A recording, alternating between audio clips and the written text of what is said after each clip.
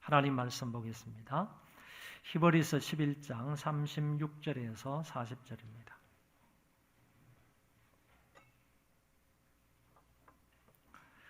히브리서 11장 36절에서 마지막 절까지 제가 봉독하겠습니다. 또 어떤 이들은 조롱과 채찍질 뿐 아니라 결박과 옥에 갇히는 시련도 받았으며 돌로 치는 것과 톱으로 켜는 것과 시험과 칼로 죽임을 당하고 양과 염소의 가죽을 입고 유리하여 궁핍과 환난과 학대를 받았으니 이런 사람은 세상이 감당하지 못하느니라. 그들이 광야와 산과 동굴과 토굴에 유리하였느니라. 이 사람들은 다 믿음으로 말미암아 증거를 받았으나 약속된 것을 받지 못하였으니 이는 하나님이 우리를 위하여 더 좋은 것을 예비하셨은즉 우리가 아니면 그들로 온전함을 이루지 못하게 하려 하심이라. 아멘. 히브리서 11장을 우리는 흔히 믿음장이다 또는 믿음의 명예 전당이다 이런 말로 표현을 합니다. 이런 신앙의 선진들이 오로지 믿음으로 살았다 하는 기술들이 있기 때문입니다. 아벨부터 시작을 해서 족장들과 모세와 사사들과 왕들과 선지자들이 오직 믿음으로 살았다 이런 말씀이 거기에 나타나 있습니다. 그러다가 오늘 본문에 이르러서는 특정인을 지목하지 않고 그 외에 어떤 이들은 거론을 하면서 그들도 역시 믿음으로 살았다 하는 말씀을 하고 있습니다. 히브리서 기자가 말해주는 어떤 성도들이 어떤 믿음으로 어떻게 생활을 했는지 그리고 어떻게 그들이 그런 신앙생활을 할 수 있었는지에 관하여 오늘 말씀은 전하고 있습니다. 이 시간에도 사모하는 마음과 간절한 마음으로 하나님의 말씀을 들음으로 말씀을 깨닫고 은혜 받을 수 있기를 바랍니다. 성령이 교회들에게 하시는 이 말씀을 잘 들을 수 있는 영적인 귀가 있기를 바랍니다. 이 말씀을 듣는 자가 복이 있다 하였으므로 말씀을 경청함으로 복 있는 자가 되기를 소망합니다. 이 본문은 성도들의 신앙생활의 모습을 기술하고 있는데 대부분 구약의 성도들에 관한 말씀입니다. 히브리서의 저자는 누구인지 모르지만 어떤 사람에 의해서 AD 70년 이전에 이 성경이 기록되었을 것으로 봅니다. 그때 저자가 구약의 성도들이 어떤 상황 속에서 어떻게 신앙생활을 했는지 본문은 잘 보여주고 있습니다. 그리고 왜 그들이 이렇게 살아야만 했는지에 관해서도 말씀해주고 있습니다. 한 구절 한 구절을 좀 더 구체적으로 살펴보도록 하겠습니다. 먼저 36절 말씀입니다. 또 어떤 이들은 조롱과 채찍질 뿐 아니라 결박과 옥에 갇히는 시련도 받았으며 라고 하셨습니다. 어떤 성도가 조롱을 받았다고 말하며 어떤 사람은 채찍질을 당하였고 또 혹자는 결박을 받아서 옥에 갇히기도 하였다고 했습니다. 그러면 언제 누가 누구로부터 이런 가혹한 시련을 받았다는 말입니까? 혹자는 마카비 전쟁 시대 때에 BC 2세기입니다. 이 마카비 전쟁 시대 때에 시리아 사람들의 침략으로 인하여서 이스라엘 성도들이 이런 가혹한 고문을 받았다라고 주장을 합니다. 하나님의 백성들이 이방 군인들로부터 조롱과 멸시를 당하였고 채찍에 맞아 옥에 갇히기도 하였다는 것입니다. 그러나 유명한 신학자인 F.F. 브루스라는 사람은 본 구절에 해당되는 사람은 구약 선지자인 예레미야이다 이렇게 주장을 합니다. 예레미야는 한때 바스홀에 의해서 매를 맞고 착고에 채워지기도 하였으며 사람들로부터 치욕과 모욕거리가 되었으며 구덩이 속에 진흙에 던져지기도 하였습니다.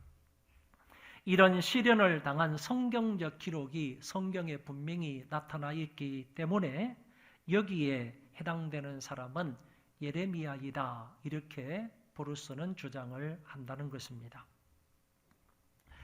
그러나 본절이 누구를 가리키든지 간에 저자는 이 본문을 통하여서 믿음의 사람들이 그 믿음으로 인하여서 수많은 박해와 고난과 희롱을 당하였다고 밝혀주는 것입니다.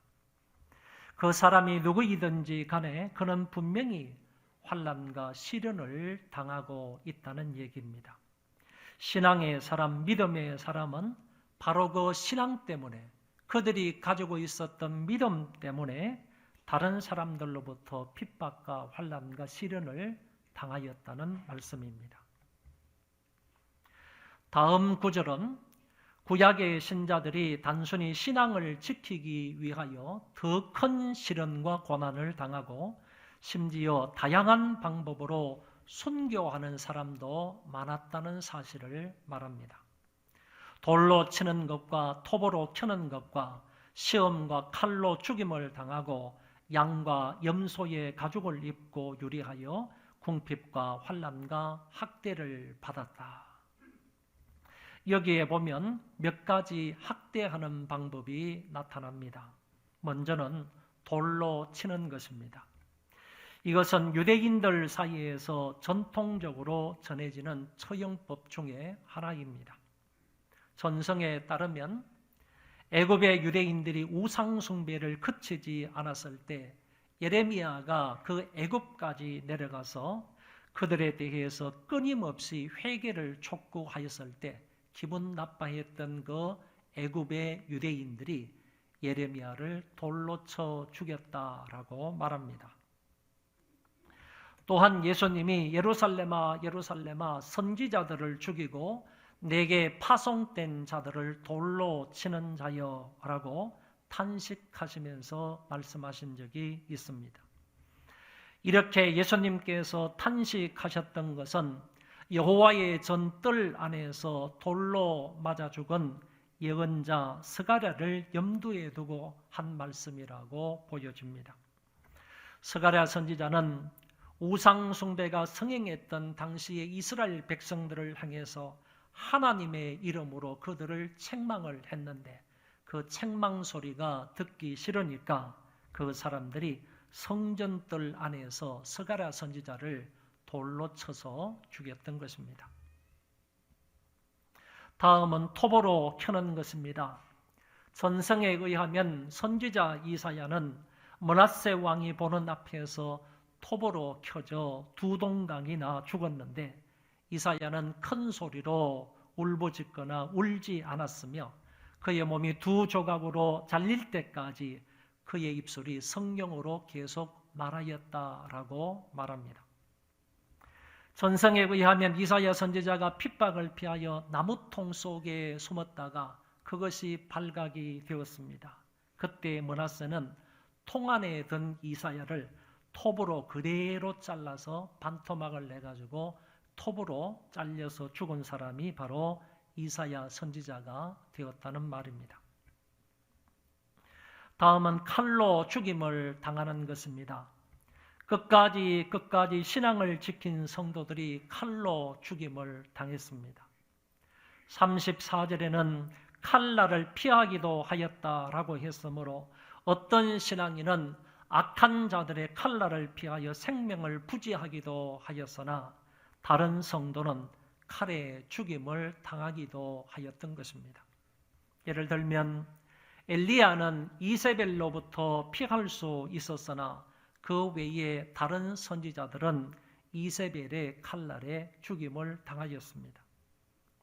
또한 여호야김 집권할 당시에는 예레미야는 칼날을 피할 수 있었지만 반대로 예언자 우리야는 그 칼에 맞아 죽었습니다. 그리고 신약시대로 넘어와서도 아그리빠 1세는 사도 야고보를 칼로 죽였지만 베드로 사도는 그 칼날을 피하였다고 성경은 말씀해주고 있습니다. 이처럼 어떤 사람은 믿음으로 칼날을 피하기도 하였으나 혹자는 믿음으로 칼에 죽임을 당하기도 하였다는 말씀입니다. 다 같이 믿음으로 살았으나 하나님의 섭리 가운데 혹자는 그 칼에서 건짐을 받았고 또 다른 사람은 순교하게 되었다는 말씀입니다. 오로지 하나님의 섭리 가운데 이런 일이 그들에게 각각 다르게 나타났던 것입니다. 수많은 성도들이 그 믿음 하나 때문에 잡히면 돌에 맞아 죽기도 하고 톱으로 몸뚱아리가 잘려서 죽기도 하고 칼에 목이 달아나기도 하였습니다. 때로는 부모들이 순교하는 장면을 자식들이 보기도 하였고 반대로 자식들이 신앙 고백을 하다가 피를 흘리며 죽어가는 그 모습을 그 부모가 지켜보기도 하였습니다. 하나님을 믿는다는 한 가지 이유 때문에, 하나님의 말씀을 전하는 것 때문에, 하나님의 말씀을 따라 그들에게 심판을 예언했다는 한 가지 이유 때문에 그들은 목숨을 잃었습니다. 이것뿐만이 아닙니다. 그들은 양과 염소의 가죽을 입고 유리하여 궁핍과 환난과 학대를 받았고 광야와 산과 동굴과 토굴에 유리하였다고 말씀합니다.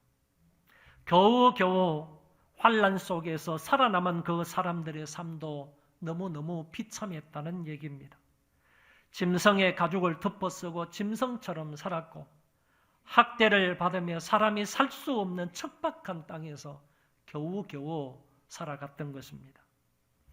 훗날에 로마의 클레멘트라는 사람이 고린도 교회에 편지를 보내면서 이런 말을 했습니다. 양과 염소의 가죽을 입고 유리한 사람들을 본받으라. 신앙 때문에 이렇게 짐승처럼 살아가는 그 사람들을 오히려 클레멘트는 본받으라고 말씀하고 있는 것입니다. 비록 그들의 생활은 비참하였지만 그래도 신앙을 지키겠다는 그 사람들의 신앙을 본받으라고 권면하고 있는 것입니다. 그리고 히브리서 기자는 이런 사람들을 두고 참으로 멋진 표현으로 평가를 했습니다.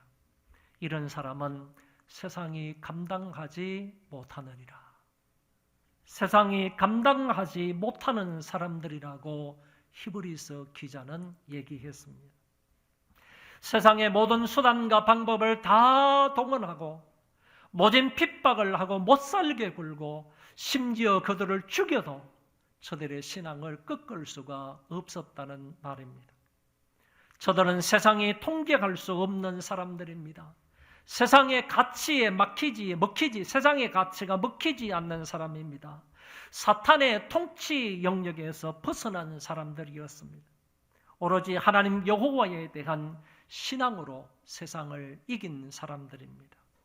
세상의 통치가 아닌 하나님의 통치 아래에서 온전히 살아갔던 사람들입니다. 여러분, 제가 다음에 말씀을 드릴 이 사람이 누구인지를 여러분 한번 맞춰보시기를 바랍니다. 이 사람은 1919년 3.1 만세운동에 가담을 했다가 1년 동안 투옥을 당하고 그 이후에 일본으로 건너가서 교회를 개척하여 그곳에서 하나님의 말씀을 전하다가 심한 고문을 받았던 사람입니다. 1936년 미국 달라스 신학교로부터 대한민국 최초의 구약학 박사학위를 받았던 사람입니다. 1944년에는 지금 서울역 맞은편에 있는 대우빌딩 바로 뒤에 남대문 교회가 있는데 이 교회의 제6대 담임 목사가 되셨던 분입니다. 1945년에는 300만 부흥 전도회를 설립하셨습니다.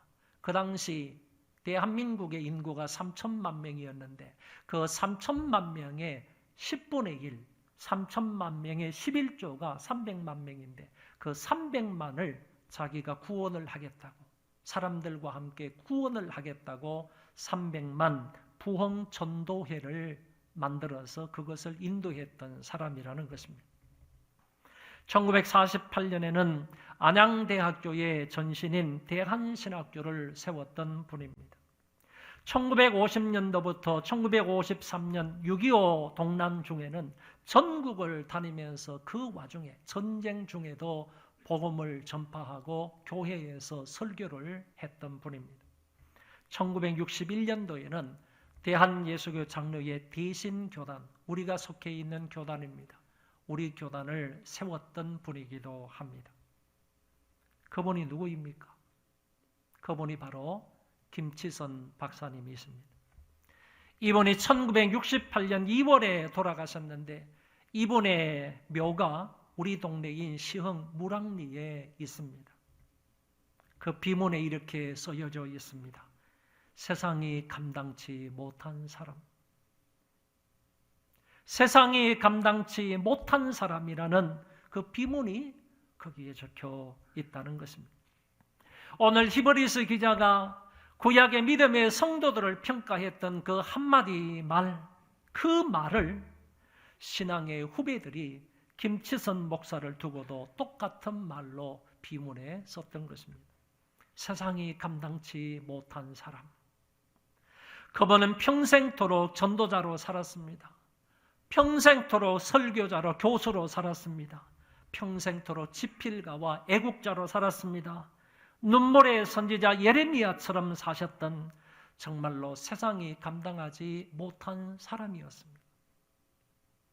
오늘 저와 여러분도 이 사람처럼, 그리고 구약의 이 훌륭한 성도들처럼 그들의 믿음을 본받아서 다른 사람으로부터 평가를 받기를, 야, 저 사람은 세상이 감당하지 못할 사람이야, 세상이 감당치 못하는 사람이야, 이런 평가를 받았으면 좋겠습니다. 다음 39절의 말씀을 보겠습니다. 이 사람들은 다 믿음으로 말미암아 증거를 받았으나 약속된 것을 받지 못하였으니. 39절에 나오는 이 사람들은 바로 히브리서 11장 앞부분에 나오는 구약의 모든 성도들을 일컫는 말입니다.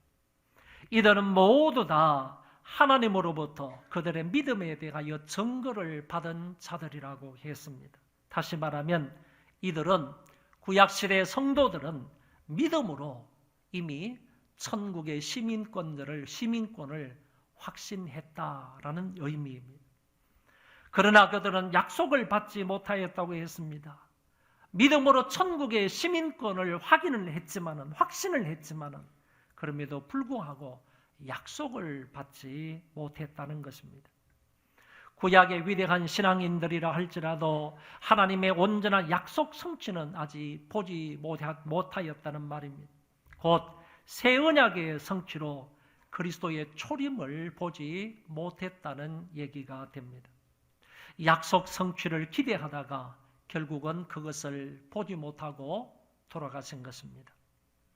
그런데 39절에 약속을 받지 못하였다 이렇게 말씀을 하셨는데 앞구절로 쭉 가서 33절의 말씀에 보면 약속을 받기도 하였다라는 말씀이 나오는데 이 둘 사이를 잘 분별해야 하겠습니다. 다시 말하면 앞구절에서는 약속을 받았다라고 해놓고 뒷구절에 가서는 아직 약속을 받지 못하였다 이렇게 말씀하고 있으므로 이 두 구절의 의미가 어떤 의미가 있는가 하는 것은 여러분이 분별을 해야 하겠다라는 것입니다. 앞구절에 나오는 이 약속을 받았다라고 했을 때 이 약속은요 복수로 되어 있습니다. 약속들을 받았다 이런 말입니다.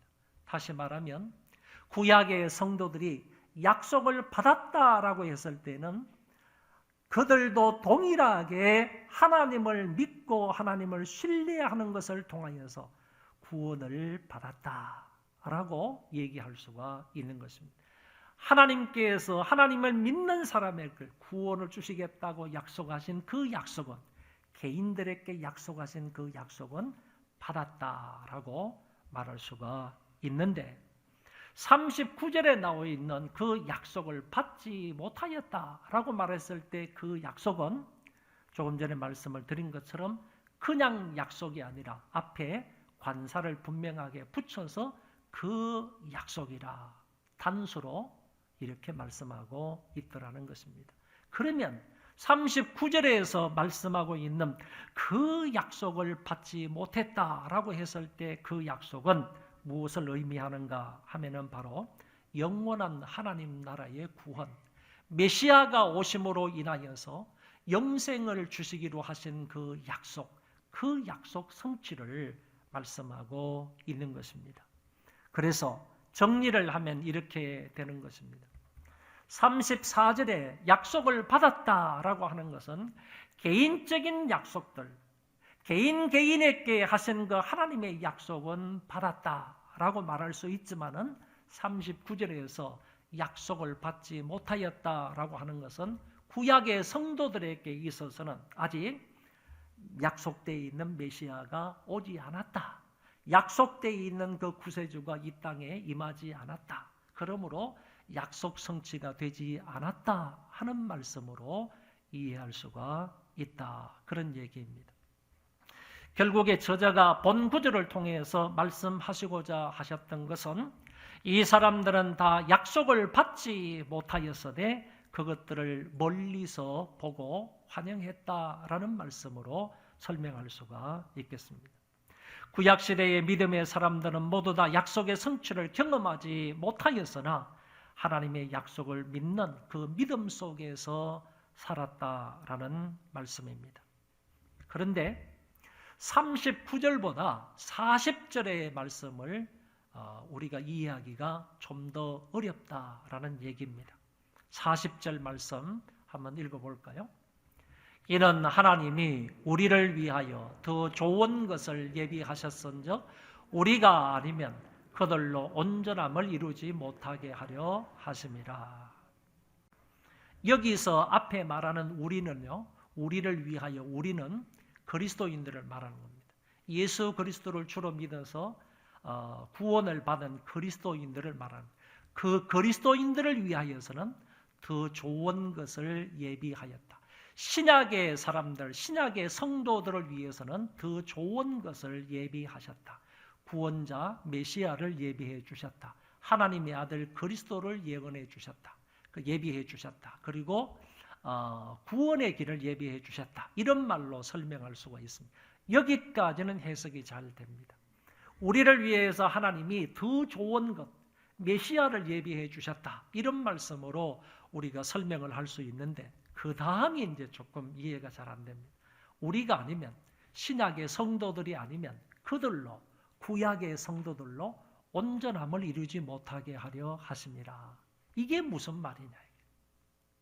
그러면 우리가 아니면 구약의 성도들은 절대로 온전하게 되지 않는다? 이런 말인가? 그런 말은 아니다라는 얘기입니다.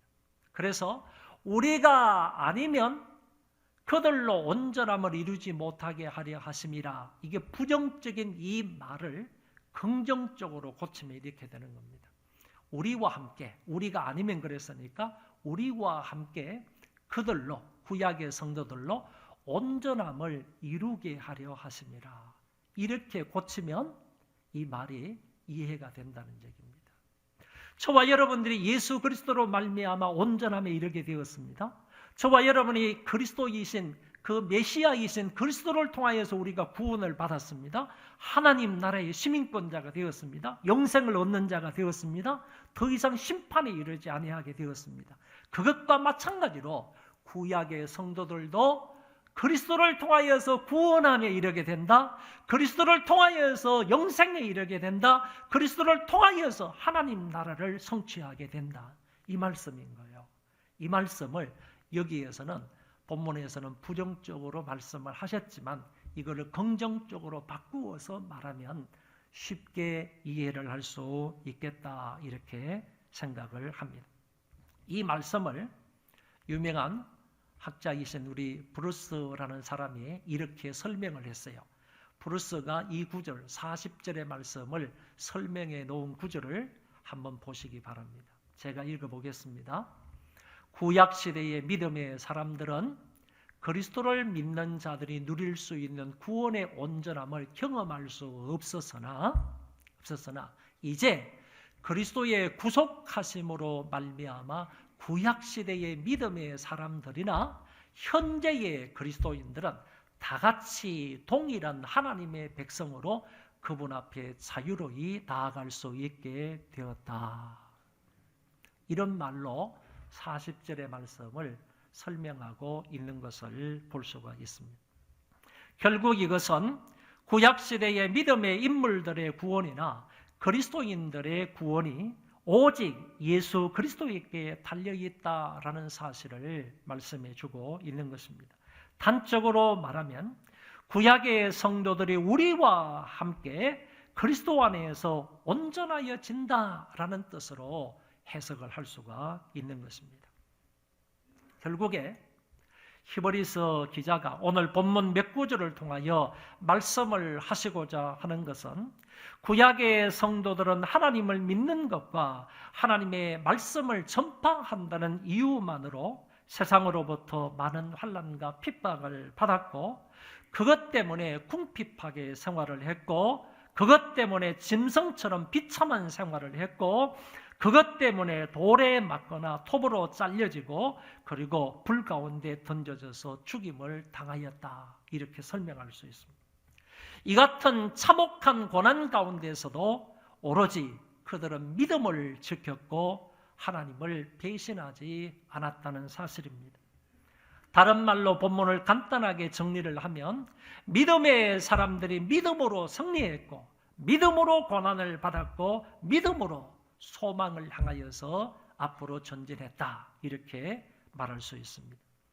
성경은 죽음을 각오하면서 믿음을 지켜나갔던 이들을 가리켜서 세상이 감당하지 못한 사람들이라고 평가했습니다. 그런데 성경에만 이런 믿음의 사람이 있는 것입니까? 세상이 감당하지 못할 사람들이 성경 시대를 훌쩍 뛰어넘어서 지금은 없는 것입니까? 히브리서 11장의 믿음의 계보를 이어가고 있는 현대판 성도들은 없는 것입니까? 2000년 2월 10일 함경북도 무산시에서 있었던 일을 소개를 하겠습니다. 37세의 리영이라는 여성이 총살을 당하였습니다. 공개 처형을 당하였던 것입니다.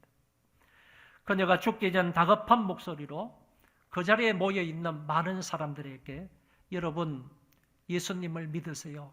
여러분 예수님을 믿으세요. 이런 말로 믿을 것을 권유했습니다. 그러면서 그는 주여라는 말 한마디를 남기고 그곳에서 순교를 했습니다. 그때 그녀의 총살행을 지켜보았던 한 사람이 탈북을 해서 중국으로 건너가 복음을 전하는 한 한국 선교사에게 이 사실을 통보하여 줌으로써 리영이 사건에 대한 것이 세상에 알려지게 되었습니다. 리영이와 그의 남편은 굶주림을 견디다 못해서 두만강을 건너서 탈북을 했습니다. 그들은 한국 선교사가 운영을 하던 처속교회를 찾아가서 그때부터 신앙을 가지게 되었습니다. 복막염에 남편이 걸렸는데 그 처속교회 목사님이 병원에 잘 입원해서 치료해 줌으로 인하여서 3개월 후에는 그 사람이 완전히 낫게 되었습니다. 3개월 후에 그 부부는 먹는 것, 입는 것을 싸고 그리고 그 안에다가 그들이 주는 선교사님들이 주는 성경을 보따리에 담아서 두만강을 건너서 자기 동네, 자기가 살던 동네로 갔습니다. 인근 지역에 2년 동안에 중국으로 갔다가 성경을 가지고 와서 성경을 전하고 복음을 전하고 말씀을 전했습니다. 2년 동안 이와 같은 일들을 했다고 합니다. 그러다가 결국 보위부에 의해서 체포가 되었습니다. 리영이는 자기를 고문하는 자들에게도 계속 이렇게 말을 했다고 합니다. 하나님은 살아계십니다. 그러므로 동무들도 예수님을 믿어야 삽니다. 예수님을 믿어야 영생을 얻습니다. 라고 그득그득 그들에게 말했답니다. 그녀는 극심한 고문 속에서도 끝까지 자기를 도와준 그 선교사의 이름과 서속교회의 위치를 말하지 않았다고 합니다. 그리고는 기꺼이 순교를 했습니다. 이 소식을 전해준 한국 선교사가 이렇게 말을 했습니다. 지금 북한에는 도처에 순교의 피가 흐르고 있습니다. 99년 한 해만 하더라도 400여 명이 공개 처형을 받았는데 그중에 3분의 1이 기독교인이었다고 합니다. 그럼에도 불구하고 북한 땅에 제2, 제3의 리영이가 양육되고 있으며 수십 교의 지하교회가 만들어지고 있습니다. 우리 또한 순교를 당하는 그날까지 이 일을 할 것이며 주님이 다시 오는 그날까지 이 일이 계속될 것입니다. 오늘 이 땅에서도 믿음을 지키는 사람들이 있습니다. 자기들의 생명을 내어놓고도 복음을 전하는 사람이 있습니다. 예수 그리스도를 위하여서 기꺼이 목숨을 바치는 사람들이 현대에도 있다는 얘기입니다. 그리고 위험을 감수하면서도 죽음을 각오하면서도 복음을 전하기 위하여서 수고하고 애쓰는 선교사님들이 있습니다. 이 가운데서도 그런 선교사님의 따님이 이곳에 있습니다. 히브리서가 쓰여진 지 20세기가 지났지만 여전히 이 말씀은 우리를 향한 하나님의 말씀입니다. 이 말씀 그대로를 우리의 삶에 적용할 수 있고 적용해야만 하는 것입니다. 구약의 성도들이 환난과 핍박과 궁핍함 속에서도 믿음을 지켰던, 생명을 내어놓으면서까지 그 믿음을 지켰던 이 멋진 삶을 초대교회 성도들이 이어갔습니다. 특히 초대교회 성도들은 사랑하는 남편을, 사랑하는 부모님을, 사랑하는 자녀들을 순교의 제물로 바치고 난 후에도 그 슬픔과 아픔을 견디면서 그들은 이 신앙의 바통을 이어받아서 지금도 그것을 달려가고 있습니다. 그리고 이 모든 일에 우리 주님이 이미 가장 위대한 모범을 우리에게 보여주셨습니다. 주님은 장래의 영광을 위하여 자기 앞에 고난과 모욕과 조롱과 십자가의 길을 믿음으로 걸어가신 분입니다. 또한 주님의 그 길을 사도들이 이어갔고 특히 바울이 주님이 가신 그 가시밭길 죽음의 길을 걸어갔습니다. 이제 오늘 우리가 구약과 신약 성도들의 이 믿음을 이어가야 하겠습니다. 소망교회 성도들이 이 신앙 경주의 바통을 이어받아서 앞을 향해 열심히 달려가야만 하겠습니다. 400m 계주를 하기 위해서 트랙에 서 있는 4명의 달리기 선수 중에 지금 내가 마지막 선수로 그 트랙에 서 있습니다. 앞에 3사람이 잘 뛰어주셔서 1등으로 달려오고 있습니다. 이제 내 차례, 우리 차례가 되었습니다. 내가 저 사람의 바통을 잘 이어받아서 마지막 고린 지점까지 온 힘을 다하여서 달려가야 합니다. 그런데 여기서 제가 그 바통을 받는 것이 부담스럽다고 안 받겠다고 하든지 아니면 떨어뜨리면 그리고 받고도 열심히 뛰지 않는다면 결코 상 받기는 어려울 것입니다. 이제 시합을 할 시간이 얼마 남지 않았습니다. 이미 3바퀴를 돌았습니다. 1바퀴만 남았습니다. 신앙의 경주를 할 날이 몇 시간 남지 않았습니다. 얼마 남지 않았습니다. 종말의 때가 가까이 왔다는 것입니다. 지금 현재는 우리에게 신앙의 자유가 있고 평안하게 살아가지만 언제 우리 앞에 어떤 환난과 핍박이 닥쳐올는지 아무도 모르는 것입니다. 성경은 말세의 그리스도인들이 심한 환난과 핍박을 받을 것이라고 말씀해 주고 있습니다. 의를 위하여 살고자 하는 자에게는 핍박이 따른다고 하셨습니다. 요한계시록에는 7년 대환난을 예고하고 있습니다. 비록 이런 고통과 어려움과 핍박이 와도 우리는 이 신앙의 경주를 멈출 수가 없습니다. 이 신앙의 바통을 우리는 잘 이어받아서 그것을 굳게 붙잡고 믿음의 주여 또 온전케 하시는 이인 예수만을 바라보고 열심히 달려가야 하는 것입니다.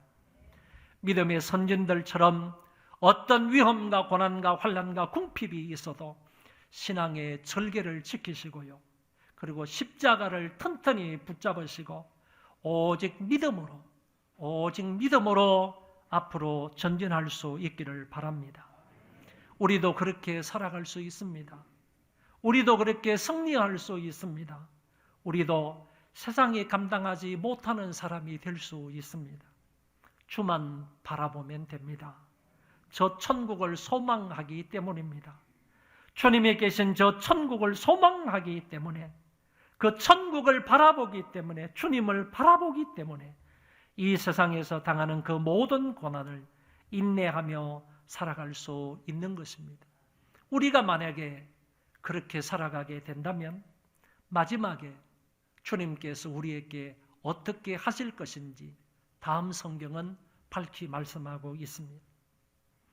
또 내가 보자들을 보니 거기에 앉은 자들이 있어 심판하는 권세를 받았더라. 또 내가 보니 예수를 증언함과 하나님의 말씀 때문에 목배임을 당한 자들의 영혼들과 또 짐승과 그의 우상에게 경배하지 아니하고 그들의 이마와 손에 그의 표를 받지 아니한 자들이 살아서 그리스도와 더불어 1000년 동안 왕노릇하니 이는 첫째의 부활이라. 복음을 전하다가 순교한 사람들, 우상 숭배를 철저하게 거절한 사람들, 이마와 손에 짐승의 표를 받지 아니하는 사람들은 살아서 그리스도와 더불어서 1000년 동안 왕노릇한다고 말씀하셨습니다.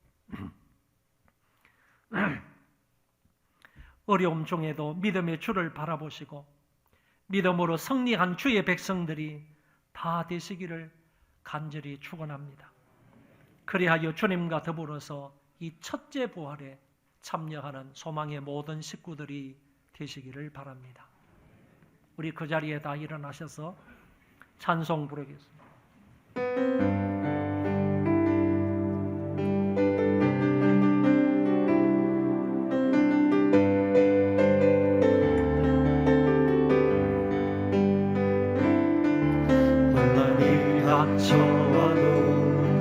슬픔이 닥쳐와도 나는 찬송할 수 있다네.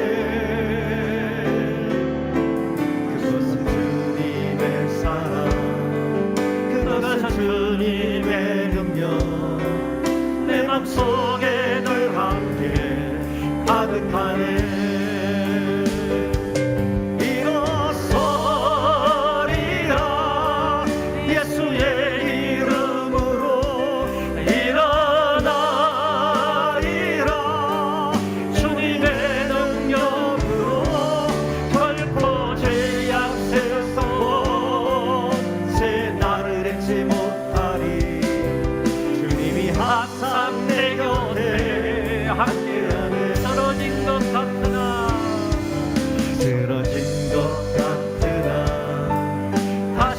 일어날 수 있음을 주님 말씀 붙들고 확신하네. 넘어진 것 같으나 다시 회복할 수 있음을 주님 약속 믿고서 기도하네. 일어서리라 예수의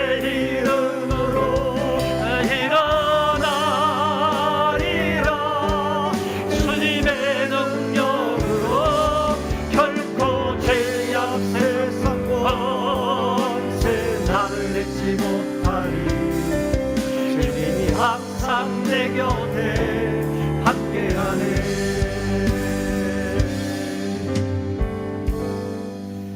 어떠한 상황 속에서도 오직 믿음으로 살게 해달라고 기도하시기 바랍니다. 하나님, 나도 이 세상에 감당하지 못하는 사람으로 살기를 원합니다. 도와달라고 하나님께 통성으로 기도합시다.